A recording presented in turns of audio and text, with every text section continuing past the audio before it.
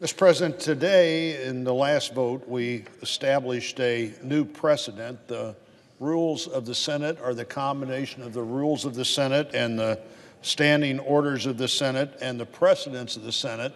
Senator Lankford and I had hoped to do this with a permanent standing order that would basically have put the Senate exactly where the bipartisan vote in 2013, which included my vote, to have the same kind of rules that we're encouraging now. You know, this process is designed to speed up not only nominees for Republican presidents, but also nominees for presidents who are Democrats. In the last 2 years, we've seen an extraordinary use of every tool available to the minority. And the Senate is designed to be a place where the minority is to be heard. And at one time, in fact, any senator could stop everything forever. And when senators started doing that to excess, that rule was changed.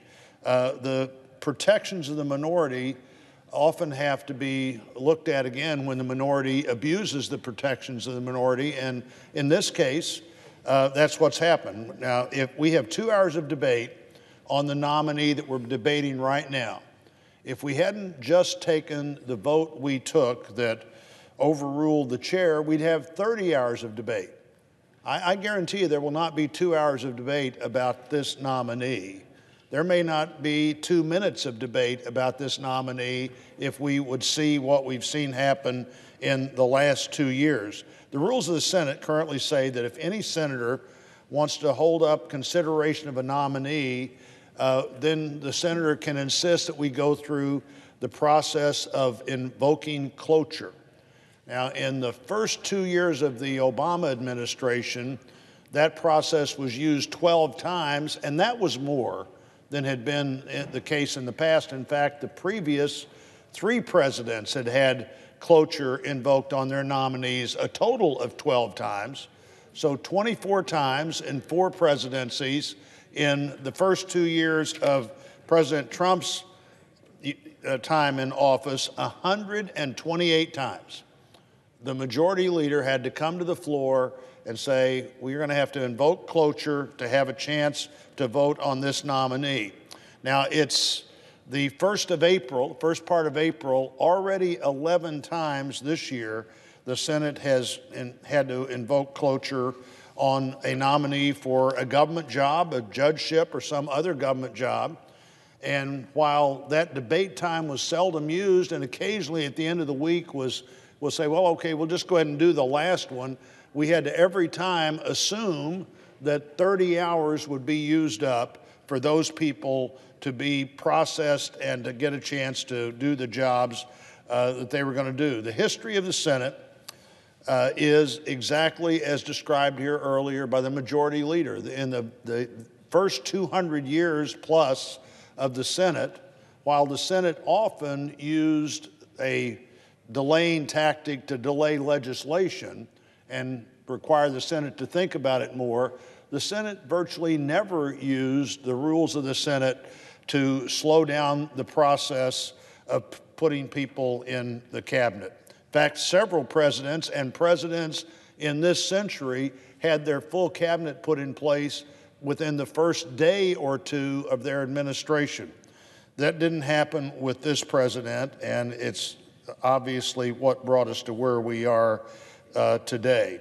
Usually in the first couple of years of a new administration, the president not only gets his cabinet approved right away, but the president also is able to put people around those cabinet officers that want to head the direction of the government in the same direction that the voters just said they wanted the country to go.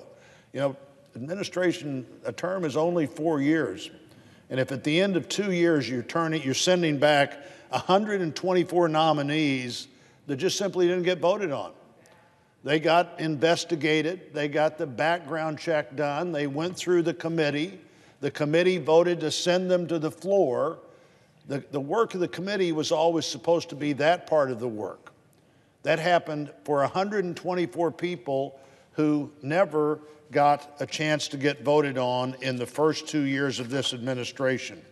Many of those had been waiting in line for a year. Now, if you're appointed to have a short-term job in the federal government and willing to serve, the one thing that does for sure is put your life in some chaos, coming up with the material that the Congress insists on, going through the background check, getting your financial records out. For most people, it also means putting the way they make a living on hold. I had somebody that I nominated as one of 3 people for the president to choose from to be the district judge in the Eastern District of Missouri. I think I made that nomination roughly 24 months ago. 22 months ago, the president told the person that they were going to nominate that person. That person last November, after a year and a half of their telling all their law clients, I'm about to become a federal judge, you may need to find another lawyer, close their legal practice. They haven't been voted on yet. They were that man was one of the people sent back to the White House, had to be sent back up this year, had to go through the Judiciary Committee again, and had to get back in a line where every single person took 30 hours of debate after the one day that has to be debatable between the time the leader brings you up and you come to the floor. This sounds pretty complicated because it is, and it's more complicated by the fact that people have used it as a delaying tactic. Now, that 128 people I mentioned, the 128 people that the majority leader had to file cloture on, compared to 12, let's be sure we're comparing the way this used to be, even in recent years, to now, 128 to 12. When that 128, when they finally got votes, the support was substantial. When they finally got votes, a third of them got 70 votes or more. 13% got 90 votes or more. So you got 90 people voting for people that someone insisted we needed 30 hours of debate that wasn't a debate at all. 20 district judges had cloture votes filed on them. 12 of those district judges had nobody vote against them. After 30 hours of the floor, where in all likelihood, nobody had anything to say during that 30 hours. The average amount of time that we've spent talking about nominees during the 30 hours that's been insisted on is less than 1 hour. The person who generated the most discussion in this year at least was the new Attorney General. That's a pretty important job, should have quite a bit of discussion. In fact, it's our intention, it was the intention of the standing order that Senator Langford and I filed, and it will continue to be the intention, that person would still have 30 hours of debate if anybody thought that was necessary. Supreme Court judges, cabinet members, circuit judges would all have 30 hours of debate, but even with the Attorney General, less than 4 hours was used to talk about what everybody listening would believe is one of the most important jobs possible. Of the 10 other nominees that have had cloture filed on them prior to this week, almost no debate time was used. In fact, again, even in the case of the Attorney General, William Barr, 4/30ths of the time was used. That means 26/30ths of the time wasn't used, but we couldn't use it for anything else. We couldn't use it for another nominee. We couldn't use it for a piece of legislation. We couldn't use it to talk about how the government spends its money on basically to debate an appropriations bill that would be on the floor. It just couldn't happen. Last week, we confirmed Bridget Beatty to be a judge of the Ninth Circuit Court of Appeals. We used less than 1 minute of the 30 hours that the minority insisted on.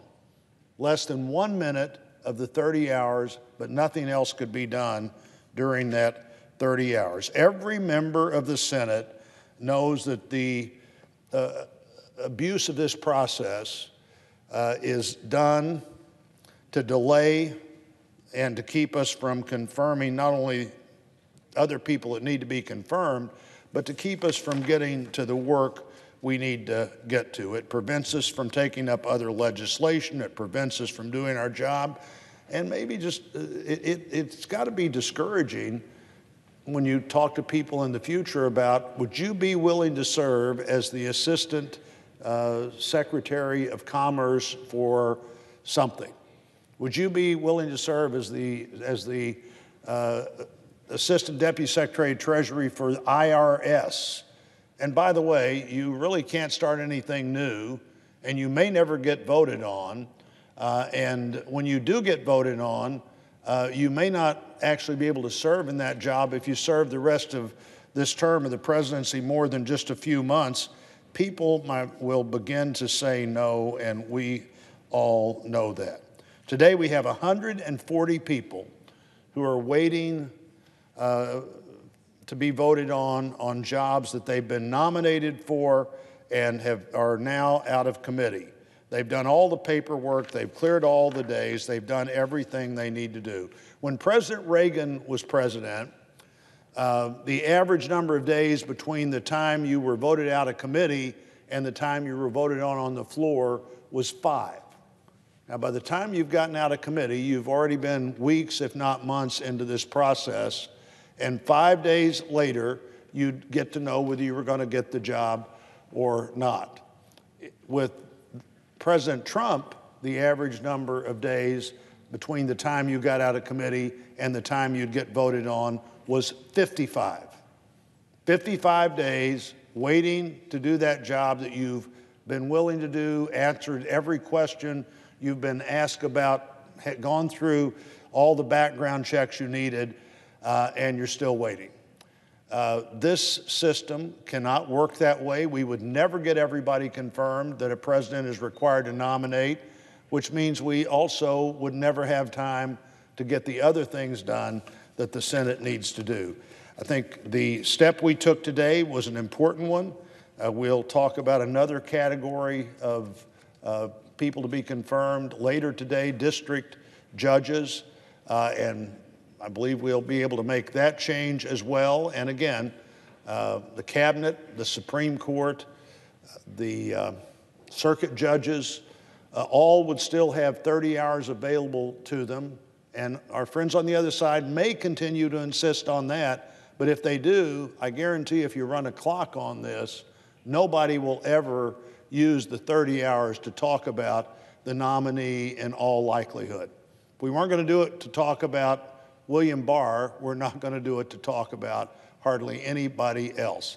Debate is an important thing. Having the right people in the right job is an important thing. It's also important to have them in the right job at the right time. And I believe the Senate today is taking important steps to return back to the traditional role of the Senate in confirming nominees and giving presidents an opportunity to do the job they were elected to do. And with that, Mr. President, I would yield back.